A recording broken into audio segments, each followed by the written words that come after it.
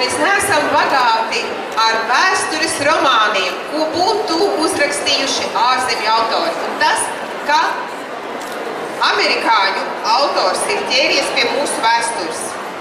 Un tas viss ir romāna formātā. Tas varētu būt ļoti interesanti jauniem cilvēkiem, jo tur ir ne tikai tas, kas ir mācību grāmatās, 5. gads revolūcijas, strēlnieki, Ļeņins, bet tur ir arī personiskās attiecības, mīlestība. Un galvenais, kas ir interesanti, tur ir baltvācu ģimene. Un grāmatā ir visas tādi problēma jautājumi, kam mēs paši ne īpaši gribam pieskarties un tos analizēt. Bet autors ar to ir ticis galā, pat nezinot, ka tas ir problemātiski tik ļoti mums. Silti iesaku grāmatu izlasīt un prieks, ka Korvika kungs ir atradis iespēju arī atbraukt atkal uz Latviju. I, like most Americans, at one time knew very little about Latvia. Tāpat kā lielākā daļa amerikāņu, arī es par Latviju savulaik zināju ļoti maz. But I was an author of short stories, and I decided to write a novel set in Europe. Es mēģinu rakstīt īsos stāstus, bet tad es nolēmu, ka būtu jāuzraksta romāns, un es gribēju, lai šī romāna darbība risinās Eiropā.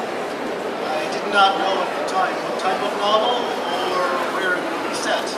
Tolaik es vēl nezināju, kāda veida romāns tas būs, vai kurā valstī šī darbība risināsies. But it would be a very simple sort of detective. Bet katrā ziņā es grasījos rakstīt tādu pavisam vienkāršu detektīvu romānu. So I was living in Washington, D.C., and I went to the Latvian Museum in Maryland. Es dzīvoju Vašingtonā un kādā reizē devos uz Latviešu muzeju, kas atrodas Mērilendā. And I bought several books on Latvian culture and Latvian history. Tur es nopirku vairākas grāmatas par Latvijas vēsturu un kultūru.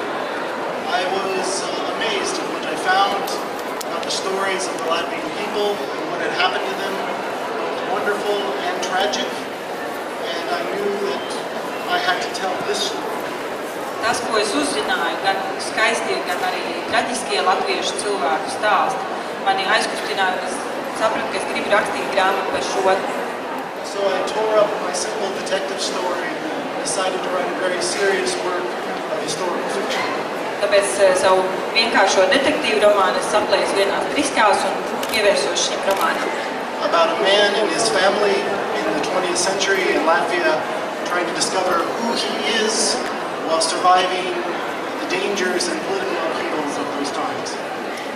Tas ir par kādu vīru un viņa ģimeni, kas dzīvo Latvijā 20. gadsimta sākumā, pieredz visas politiski sarežģītās situācijas, kas Latviju šajā laikā skar.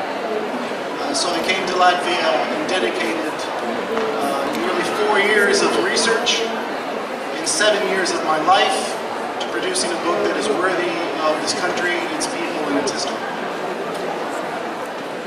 Es atbraucu uz Latviju un veltīju 4 gadus pamatīgai izpētēji, kopumā 7 gadus savas dzīves, lai sarakstītu romānu, kas būtu šīs valsts vēstures cienīgs atspoguļotājs.